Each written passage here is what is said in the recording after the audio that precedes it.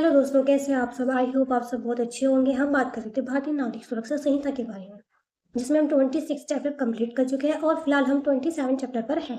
और अगर सेक्शन की बात करें तो सेक्शन 1 से 387 तक कंप्लीट हो चुका है और आज से शुरू करने वाले हैं हम 388। ठीक है, तो चलिए शुरू करते हैं। सेक्शन 388, उत्तर देने या दस्तावेज प्रस्तुत करने से इनकार करने वाले व्यक्ति को कारावास या उसकी सुपुर्दगी। इसमें कहा गया है कि जब अदालत किसी गवाह व्यक्ति को सवाल का जवाब देने या कोई दस्तावेज सामान पेश करने के लिए बुलाती है, वह व्यक्ति बिना किसी सही वजह के इनकार करता है, तो अदालत उसके खिलाफ क्या कार्रवाई कर सकती है, यह धारा उसी के बारे में है। ठीक है, यदि दंड न्यायालय के समक्ष कोई साक्षी या कोई व्यक्ति जो किसी दस्तावेज या चीज को प्रस्तुत करने के लिए बुलाया गया है, उन प्रश्नों का उत्तर देने या अपने कब्जे या शक्ति में के किसी दस्तावेज या चीज को जिसे प्रस्तुत करने की न्यायालय उससे अपेक्षा करे, प्रस्तुत करने से इनकार करता है और ऐसे इनकार के लिए कोई उचित कारण प्रस्तुत करने के लिए युक्तियुक्त अवसर दिए जाने पर ऐसा नहीं करता है, तो ऐसा न्यायालय उन कारणों से जो लेखबद्ध किए जाए उसे निम्न में से कोई दंड दे सकता है।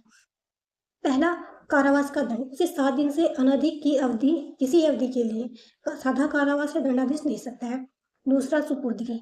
अभिरक्षक पीठासीन मजिस्ट्रेट या न्यायाधीश द्वारा हस्ताक्षरित वारंट द्वारा न्यायालय के किसी अधिकारी द्वारा अभिरक्षा के लिए सुपुर्दगी कर सकेगा। ठीक है, इसमें कहा गया है कि अगर अदालत में किसी गवाह या व्यक्ति से सवाल पूछा जाए और वह उत्तर देने से मना कर दे, उसके बाद मौजूद कोई दस्तावेज या सामान पेश करने को कहा जाए और वह प्रस्तुत करने से मना कर दे और अदालत द्वारा मौका दिए जाने पर भी वह ऐसा न करने का कोई उचित कारण नहीं बताता है, तो अदालत कारण लिखित में दर्ज करके उस व्यक्ति को ये सजाएं दे सकती है। अदालत द्वारा दी जाने वाली सजा मतलब अदालत लिखित में वजह दर्ज करके दो में से कोई एक कदम उठा सकती है। पहली है कि साधारण कारावास, मतलब उसे अधिकतम 7 दिन तक की सादा जेल की सजा दे सकती है। अभिरक्षा में सुपुर्दगी, मतलब जज साहब द्वारा हस्ताक्षरित वारंट के जरिए उसे अदालत के अधिकारी द्वारा हिरासत में रखने का आदेश दे सकती है, जब तक कि उस बीच ऐसा व्यक्ति अपनी परीक्षा किए जाने और उत्तर देने के लिए या दस्तावेज या चीज प्रस्तुत करने के लिए सहमत नहीं हो जाता है और उसके इनकार पर डटे रहने की दशा में उसके बारे में धारा 384, धारा 385 के उपबंधों के अनुसार कार्रवाई की जा सकेगी। इसमें कहा है कि यह सजा तब तक के लिए होती है जब तक कि वह व्यक्ति सवालों के जवाब देने या दस्तावेज पेश करने के लिए तैयार न हो जाए। अगर 7 दिन के बाद भी वह व्यक्ति अपनी जिद पर अड़ा रहता है और जवाब देने या दस्तावेज देने से इनकार करता रहता है, तो उसके खिलाफ धारा 384 अदालत का अपमान पर सजा। ठीक है, और धारा 385 के अनुसार गंभीर मामला मानते हुए दूसरे मजिस्ट्रेट के पास भेजना, मतलब 385 के तहत नियम अनुसार कार्रवाई की जाएगी। ठीक है, इसके सारांश की बात कर लेते हैं। न्यायालय के समक्ष उत्तर देने या दस्तावेज प्रस्तुत करने से बिना उचित कारण इनकार करने वाले व्यक्ति को अधिकतम 7 दिन का सादा कारावास या अभिरक्षा में सुपुर्द किया जा सकता है और आवश्यक होने पर धारा 384, धारा 385 के तहत आगे की कार्रवाई की जा सकती है। इसके सारांश में कहा गया है कि अगर अदालत में बिना किसी ठोस कारण के गवाही देने या सवाल जवाब देने या कागज जमा करने से मना करने पर अदालत उस व्यक्ति को तुरंत अधिकतम 7 दिन की सादा जेल या हिरासत में भेज सकती है।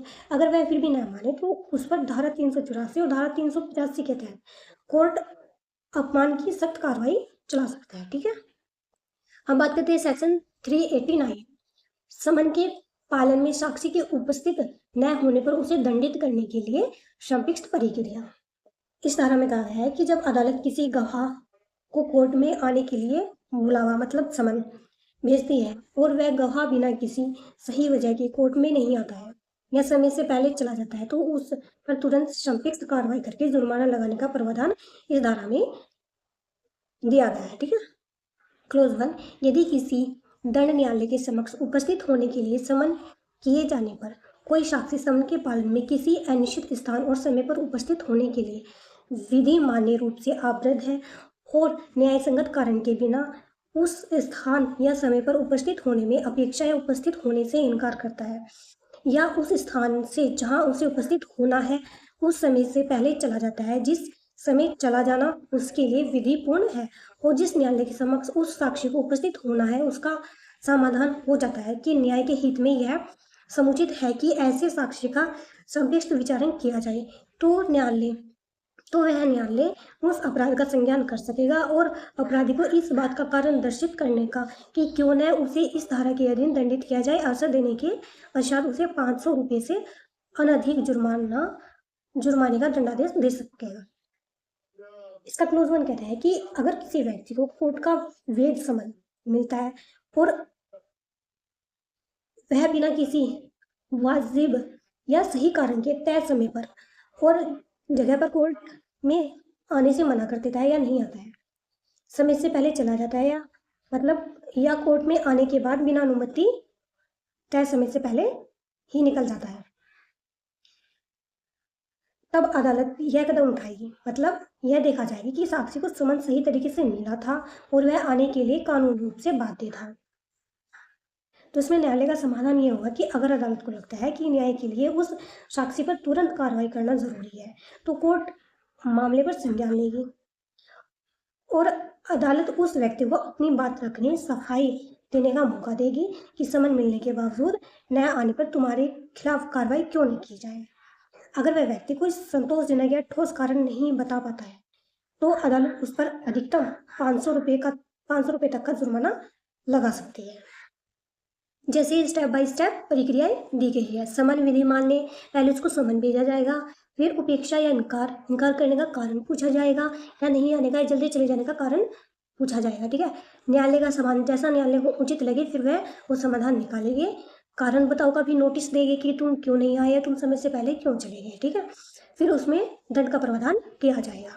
क्लोज टू, ऐसे प्रत्येक मामले में न्यायालय उस प्रक्रिया का यथासंभव अनुसरण करेगा जो संपत्ति विचारणों के लिए विहित है। इसका क्लोज टू कहता है कि इस तरह के मामलों में पूरी लंबी अदालती प्रक्रिया चलाने के बजाय सापेक्ष विचार समरी ट्रायल के तय नियमों का पालन किया जाएगा ताकि मामला जल्दी निपटाया जा सके। ठीक है, सारांश देख लेते हैं। समन के पालन में साक्षी का बिना उचित कारण अनुपस्थित रहना या इनकार करना अपराध है।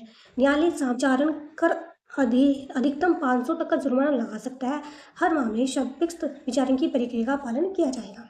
इसके सारांश में कहा गया है कि कोर्ट समन मिलने पर किसी ठोस वजह के अनुपस्थित रहना, न आना या समय से पहले चले जाना अपराध है। ऐसे गवाह पर अदालत सापेक्ष प्रक्रिया समरी ट्रायल चलाकर सफाई का मौका देकर अधिकतम 500 तक का जुर्माना लगा सकती है। ठीक है, अब बात करते हैं सेक्शन 390, सेक्शन 383, 384, 388, 389 के अधीन दो शेड्यूल से अपील। क्लोज वन, उच्च न्यायालय से भिन्न किसी न्यायालय द्वारा सेक्शन 383, 384, 388, 389 के अधीन दंडाधीश कोई व्यक्ति इस संहिता में किसी बात के होते भी उस न्यायालय में अपील कर सकेगा जिसमें ऐसे न्यायालय द्वारा दी गई डिग्रियों या आदेशों की अपील साधारणतया होती है। यह धारा बताती है कि यदि किसी व्यक्ति को सेक्शन 383 झूठी गवाही, 384 अदालत का अपमान, 388 जवाब या कागजात न देना और 389 समन का पालन न करना के तहत तुरंत संपिष्ट कार्रवाई करके सजा या जुर्माना दिया गया है, तो वह व्यक्ति उस फैसले के खिलाफ ऊपरी अदालत में अपील कर सकता है। ठीक है, तो इसका क्लोज वन कहता है कि अगर हाई कोर्ट उच्च न्यायालय को छोड़कर किसी भी निचली अदालत से ऊपर बताई गई धाराओं के तहत किसी को दोषी ठहराकर सजा दी है, तो वह व्यक्ति अपील कर सकता है। अपील उसी ऊपरी अदालत में दर्ज की जाएगी जहां उस निचली अदालत के आम फैसलों या डिग्रियों की अपील सामान्य रूप से जाती है। ठीक है, क्लोज टू, अध्याय 31 के ओपन जहां तक वे लागू हो सकते हैं इस धारा के अधीन अपीलों को लागू होंगे और अपील न्यायालय निष्कर्ष को परिवर्तित कर सकेगा या उलट सकेगा या उस दंड को जिसके विरुद्ध अपील की गई है कम कर सकेगा या उलट सकेगा। इसका क्लोज टू कहता है कि वह निचली अदालत के फैसले या निष्कर्ष को बदल सकती है या पूरी तरह रद्द कर सकती है। वह निचली अदालत द्वारा दी गई सजा जुर्माने को कम कर सकती है या पूरी तरह खत्म कर सकती है। ठीक है, इस अपील पर कानून के अध्याय 31 अपील से जुड़े नियम लागू होंगे। क्लोज 3, लघुवाद न्यायालय द्वारा की गई ऐसी दोषसिद्धि की अपील उस शासन खंड के शासन न्यायालय में होगी जिस खंड में वह न्यायालय स्थित है। इसका क्लोज 3 कहता है कि अगर सजा लघुवाद न्यायालय मतलब कोर्ट ऑफ स्मॉल केसेस द्वारा दी गई है, तो उस फैसले के खिलाफ अपील उसी क्षेत्र मतलब सेशन खंड के सेशन न्यायालय सेशन कोर्ट में की जाएगी। ठीक है। क्लोज 4 धारा 386 के अधीन जारी किए गए निर्देश के आधार पर सिविल न्यायालय समझे गए किसी रजिस्ट्रार या उप रजिस्ट्रार द्वारा की गई ऐसी दोषसिद्धि से अपील उस सेशन खंड के सेशन न्यायालय में होगी जिस खंड में ऐसे रजिस्ट्रार या उप रजिस्ट्रार का कार्यालय स्थित है। इसके क्लोज 4 में कहा गया है कि अगर धारा 386 के तहत सिविल कोर्ट माने गए किसी रजिस्ट्रार या उप रजिस्ट्रार ने किसी को सजा दी है तो उस फैसले की अपील भी उसी जिले क्षेत्र के सेशन न्यायालय में होगी। ठीक है। इसके महत्वपूर्ण पॉइंट्स देख लेते हैं कुछ। यह धारा त्वरित कार्रवाई में हुई दोषसिद्धि के विरुद्ध अपील का अधिकार देती है। अपील सामान्यतः उस न्यायालय में की जाएगी जहां से डिग्री आदेशों की अपील होती है। अपील न्यायालय निष्कर्ष या दंड में आवश्यक संशोधन कर सकता है। लघुवाद न्यायालय तथा रजिस्ट्रार उप रजिस्ट्रार के मामले में अपील संबंधित सेशन न्यायालय में होगी। इसमें कहा गया है कि अपील का अधिकार मतलब यह धारा संक्षिप्त त्वरित कार्रवाई में सजा पाए व्यक्ति को न्याय मांगने के लिए ऊपर की अदालत में जाने का अधिकार देती है। ठीक है। सामान्य मामलों में संबंधित ऊपरी अदालत में, जबकि लघुवाद न्यायालय और रजिस्ट्रार उप रजिस्ट्रार के मामलों में सीधे सेशन कोर्ट में अपील होगी। अपील अदालत निचली अदालत के फैसले को बदलने, सजा घटाने या पूरी तरह रद्द करने में सक्षम होती है। अब बात करते हैं सेक्शन 391। कुछ न्यायाधीशों और मजिस्ट्रेटों के समक्ष किए गए अपराधों का उनके द्वारा विचारण न किया जाना में जैसे उपबंधित है उसके सिवाय उच्च न्यायालय के न्यायाधीश से भिन्न दंड न्यायालय का कोई भी न्यायाधीश या मजिस्ट्रेट धारा 215 में निर्दिष्ट किसी अपराध के लिए किसी व्यक्ति का विचारण उस दशा में नहीं करेगा जब वह अपराध उसके समक्ष या उसके प्राधिकार का अवमान करके किया गया है या किसी न्यायिक कार्रवाई के दौरान ऐसे न्यायाधीश या मजिस्ट्रेट की हिरासत में उसके ध्यान में लाया गया है। यदि किसी व्यक्ति ने किसी न्यायाधीश या मजिस्ट्रेट की समक्ष या उसकी प्राधिकार का अवमान करते हुए कोई अपराध किया है या किसी न्यायिक कार्रवाई के दौरान उस न्यायाधीश या मजिस्ट्रेट की हैसियत में वह अपराध उनके ध्यान में आया है तो वह उच्च न्यायालय के न्यायाधीश को छोड़कर उस अपराध के लिए उस व्यक्ति का विचारण नहीं करेगा। यह धारा निष्पक्ष न्याय मतलब फेयर ट्रायल के सिद्धांत पर आधारित है। इसका सीधा नियम यह है कि जिस जज या मजिस्ट्रेट के सामने कोई अपराध हुआ है या जिसका अपमान हुआ है वह खुद उस मामले का जज बनकर मुकदमे का ट्रायल नहीं चला सकता ताकि न्याय में कोई पक्षपात न हो। इसमें कहा गया है कि सेक्शन 383 मतलब झूठी गवाही, सेक्शन 384 अदालत का अपमान और सेक्शन 388 मतलब उत्तर या दस्तावेज देने से इनकार और 389 समन का पालन न करने में जो विशेष अधिकार दिए गए हैं उन्हें छोड़कर बाकी मामलों पर यह धारा लागू होती है। ठीक है। उच्च न्यायालय के जजों को छोड़कर कोई भी दंड न्यायालय का न्यायाधीश या मजिस्ट्रेट कुछ परिस्थितियों में धारा 215 के तहत किसी व्यक्ति का विचारण नहीं करेगा, जैसे यदि वह अपराध उस न्यायाधीश मजिस्ट्रेट के समक्ष सामने किया गया हो या उनके प्राधिकार मतलब अधिकारों का अपमान करके किया गया हो या किसी न्यायिक कार्रवाई के दौरान एक न्यायाधीश मजिस्ट्रेट के रूप में वह अपराध उसके ध्यान में आया हो। यदि किसी व्यक्ति ने जज या मजिस्ट्रेट के सामने उनके अधिकारों का अनादर करते हुए कोई अपराध किया है या सुनवाई के दौरान वह अपराध उस जज की नज़र में आया है तो वही जज मतलब हाई कोर्ट के जज को छोड़कर उस केस की पूरी सुनवाई खुद नहीं कर सकता है, उसे वह मामला किसी अन्य जज मजिस्ट्रेट के पास भेजना होगा। ठीक है।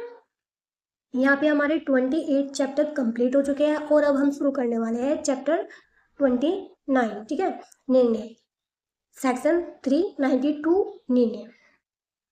क्लोज 1 प्रारंभिक अधिकारिता के खंड न्यायालय में होने वाले प्रत्येक विचारण में निर्णय पीठासीन अधिकारी द्वारा खुले न्यायालय में या तो विचारण की समाप्ति के पश्चात तुरंत या बाद में ऐसे किसी पश्चावर्ती समय पर जो 45 दिन के बाद का न हो जिसकी सूचना पक्षकारों या उसके अधिवक्ताओं को दी जाएगी। पॉइंट ए संपूर्ण निर्णय देकर सुनाया जाएगा। पॉइंट बी संपूर्ण निर्णय पढ़कर सुनाया जाएगा। पॉइंट सी अभियुक्त या उसके अधिवक्ता द्वारा समझी जाने वाली भाषा में निर्णय का परिवर्तनशील भाग पढ़कर और निर्णय का सार समझाकर सुनाया जाएगा। इसका क्लोज 1 कहता है कि ट्रायल मतलब विचारण खत्म होने के तुरंत बाद या अधिक से अधिक 45 दिनों के भीतर खुली अदालत में फैसला सुनाया जाएगा। इसकी जानकारी दोनों पक्षों या उनके वकीलों को पहले ही दी जाएगी। सुनाने का तरीका, फैसला 3 तरीकों से सुनाया जा सकता है। पहला होगा पूरा फैसला देकर, दूसरा होगा पूरा फैसला पढ़कर सुनाना, तीसरा फैसला होगा कि फैसले का मुख्य अंतिम हिस्सा पढ़कर और उसका सार मतलब समरी आरोपी या उसके वकील की समझ आने वाली भाषा में समझा। ठीक है। क्लोज टू, जहां उपधारा 1 के खंड क के अधीन निर्णय दिया जाता है वहां पीठासीन अधिकारी उसे आशु लिपि में लिखवाएगा और जैसे ही अनुलिपि तैयार हो जाती है वैसे ही खुले न्यायालय में उस पर और उसके प्रत्येक पोस्ट पर हस्ताक्षर करेगा और उस पर निर्णय दिए जाने की तारीख डालेगा। इसका क्लोज टू कहता है कि अगर फैसला स्टेनोग्राफर को बुलाकर लिखवाया गया है तो उसकी टाइप कॉपी मतलब अनुलिपि तैयार होते ही जज खुली अदालत में उसके हर पन्ने हस्ताक्षर करेंगे और उस दिन की तारीख डालेंगे। ठीक।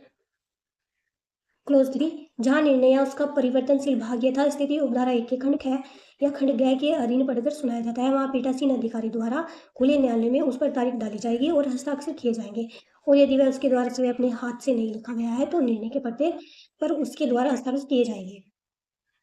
इसका क्लोज 3 कहता है कि अगर फैसला पढ़कर सुनाया जाता है तो जज साहब उस पर तारीख डालेंगे और हस्ताक्षर करेंगे।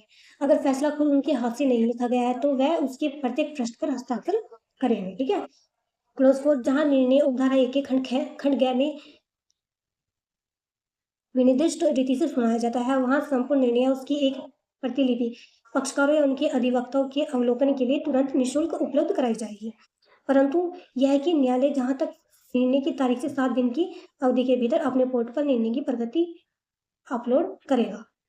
इसका क्लोज 4 कहता है कि फैसले का सार सुनाए जाने पर पक्षकारों या उनके वकील कॉपी उपलब्ध कराई जाएगी। ठीक है। और जहां तक संभव हो फैसला आने की तारीख से 7 दिन के भीतर उसकी प्रति कोर्ट के पोर्टल पर अपलोड कर दी जाएगी। क्लोज 5, यदि अभियुक्त अभिरक्षा में है तो निर्णय सुनने के लिए या तो उसे व्यक्तिगत रूप से या श्वेत दृष्टि इलेक्ट्रॉनिक साधनों के माध्यम से लाया जाएगा। इसका क्लोज 5 कहता है कि यदि आरोपी जेल में बंद है तो फैसला सुनाने के समय उसे या तो शारीरिक रूप से कोर्ट में लाया जाएगा या वीडियो कॉन्फ्रेंसिंग के जरिए जोड़ा जाएगा। ठीक है। क्लोज 6, यदि अभियुक्त अभिरक्षा में नहीं है तो उसे न्यायालय द्वारा सुनाए जाने वाले निर्णय को सुनने के लिए उपस्थित होने की अपेक्षा की जाएगी, किंतु उस दशा में नहीं की जाएगी जिसमें विचारण के दौरान उसकी व्यक्तिगत उपस्थिति से उसे अभिमुक्ति दे दी गई है और दंडादेश केवल जुर्माने का है या तो उसे दोषमुक्त किया जाएगा, परंतु जहां एक से अधिक अभियुक्त व्यक्ति है और उनमें से एक या एक से अधिक उस तारीख को न्यायालय में उपस्थित नहीं है जिसको निर्णय सुनाया जाने वाला है तो पीठासीन अधिकारी उस मामले को निपटाने में अनुचित विलंब से बचने के लिए उनकी अनुपस्थिति में भी निर्णय सुना सकेगा। इसका क्लोज 6 कहता है कि आरोपी को फैसला सुनाने के लिए कोर्ट में मौजूद होना होगा। अगर उसे कोर्ट से व्यक्तिगत उपस्थिति की छूट मिली हुई है और उसे बरी किया जा रहा है या उस पर केवल जुर्माने की सजा हो रही है तो उसका आना जरूरी नहीं है। ठीक है। अगर एक से अधिक आरोपी है और कोई एक गायब है तो केस में देरी से बचने के लिए जज उसकी अनुपस्थिति में भी फैसला सुना सकते हैं। क्लोज 7, किसी भी दंड न्यायालय द्वारा सुनाया गया कोई निर्णय केवल इस कारण विधित अमान्य न समझा जाएगा कि उसके सुनाए जाने के लिए उचित दिन को या स्थान में कोई पक्षकार या उसका अधिवक्ता अनुपस्थित था या पक्षकारों पर या उनके अधिवक्ताओं पर या उनमें से किसी पर एक दिन और स्थान की सूचना की तामील करने में कोई लोप या त्रुटि हुई थी। इसका क्लोज 7 कहता है कि केवल इस वजह से फैसले को अमान्य नहीं ठहराया जा सकता है कि फैसला सुनाने की तारीख या जगह की सूचना वकीलों या पक्षकारों तक सही से नहीं पहुंच पाई या नोटिस तामील करने में कोई चूक हो गई थी। ठीक है। क्लोज 8, इस धारा की किसी बात का यह अर्थ नहीं लगाया जाएगा कि धारा 511 के उपबंधों के विस्तार को किसी प्रकार से परिसीमित करती है। इसका क्लोज 8 कहता है कि इस धारा का कोई भी नियम धारा 511 के प्रावधानों की सीमाओं को कम या प्रभावित नहीं करेगा। अब बात करते हैं सेक्शन 393, निर्णय की भाषा और अंतर्वस्तु। क्लोज 1, इस संहिता द्वारा अभिव्यक्त रूप से अन्यथा उपबंधित के सिवाय धारा 392 निर्दिष्ट प्रत्येक निर्णय पॉइंट ए, न्यायालय की भाषा में लिखा जाएगा। पॉइंट बी, अवधारणा के लिए पर्सन उस पर्सन या उन पर्सनों पर विनिश्चय और विनिश्चय के कारण अंतर्विष्ट करेगा। पॉइंट सी, वह अपराध यदि कोई हो जिसके लिए और भारतीय न्याय संहिता 2023 या अन्य विधि की वह धारा जिनके अधीन अभियुक्त दोषित किया गया है और वह दंड जिसके लिए वह दंडाधिष्ट है विनिर्दिष्ट करेगा। पॉइंट डी, यदि निर्णय दोषमुक्ति का है तो उस अपराध का कथन करेगा जिससे अभियुक्त दोषमुक्त किया गया है और निर्देश देगा कि वह संतुष्ट कर दिया जाए। यह धारा तय करती है कि अदालत का फैसला किस भाषा में लिखा जाएगा, उसमें क्या क्या मुख्य बातें शामिल होगी और सजा सुनाते समय किन बातों का कारण लिखना जरूरी होगा। तो इसका क्लोज वन कहता है कि अदालत का फैसला हमेशा इन 4 बातों को ध्यान में रखकर लिखा जाएगा। पहला, फैसला उस राज्य या क्षेत्र के अदालत की आधिकारिक भाषा में लिखा जाएगा। दूसरा बताता है कि पर्सन, निर्णय और कारण, मतलब फैसले में यह साफ लिखा होगा कि मुख्य विवाद या सवाल क्या था, अदालत उस पर क्या नतीजा निकालती है और अदालत इस नतीजे पर क्यों पहुंची। ठीक है, ये सब उसमें लिखा जाएगा। और पॉइंट सी कहता है कि अगर आरोपी दोषी पाया जाता है तो फैसले में अपराध का नाम, कानून मतलब भारतीय न्याय संहिता, अन्य कानून हो सकता है की धारा और दी जाने वाली सजा का स्पष्ट उल्लेख होगा। ठीक है।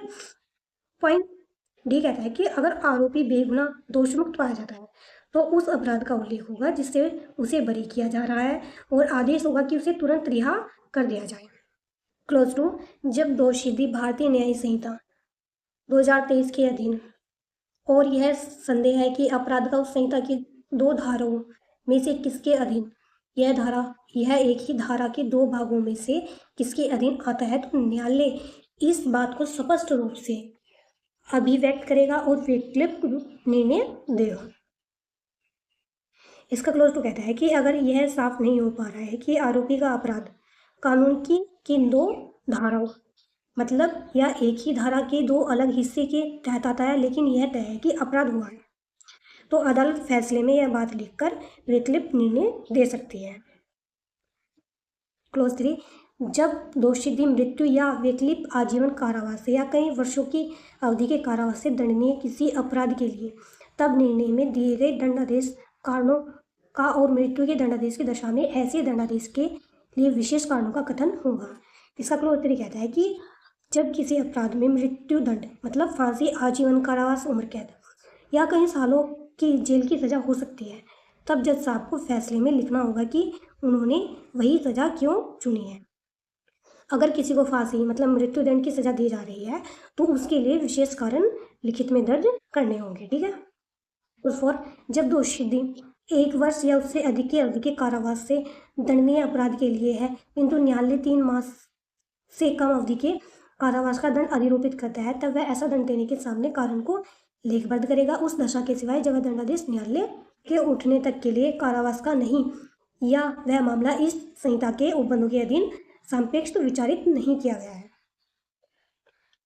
इसका क्लोज 4 कहता है कि अगर किसी अपराध में कानून 1 वर्ष या उससे अधिक की सजा का प्रावधान है, लेकिन अदालत आरोपी को केवल 3 महीने से भी कम की सजा देती है, तो जज को यह बताना होगा कि उन्होंने इतनी कम सजा क्यों दी है। ठीक है। जब किसी व्यक्ति को मृत्यु का दंडादेश दिया गया है तो यह दंडादेश यह निर्देश देगा कि उसे गर्दन में फांसी लगाकर तब तक लटकाया जाएगा जब तक उसकी मृत्यु नहीं हो जाए। इसका क्लोज 5 कहता है कि जब किसी व्यक्ति को फांसी की सजा दी जाती है तो फैसले के अंत में कानूनी रूप से यह स्पष्ट आदेश लिखा जाता है कि इसे गर्दन में फांसी लगाकर तब तक लटकाया जाएगा जब तक कि इसकी मृत्यु न हो जाए। क्लोज 6, धारा 136 के अधीन या धारा 157 की उपधारा 2 के अधीन प्रत्येक आदेश में धारा 144, धारा 164, धारा 166 के अधीन किए गए प्रत्येक अंतिम आदेश में अवधारणा के लिए उस पर्सन या उन पर्सनों पर विनिश्चय और विनिश्चय के कारण अंतर्विष्ट होंगे। इसका क्लोज 6 कहता है कि सेक्शन 163, सेक्शन 157, सेक्शन 144, सेक्शन 164, 166 के तहत दिए जाने वाले अंतिम आदेश में यह लिखना जरूरी होगा कि फैसला किस सवाल पर वाह, निर्णय क्या आया और उस निर्णय के पीछे क्या कारण थे। ठीक है, अब बात करते हैं सेक्शन 394, पूर्वतन दोषी अपराधी को अपने पते की सूचना देने का आदेश।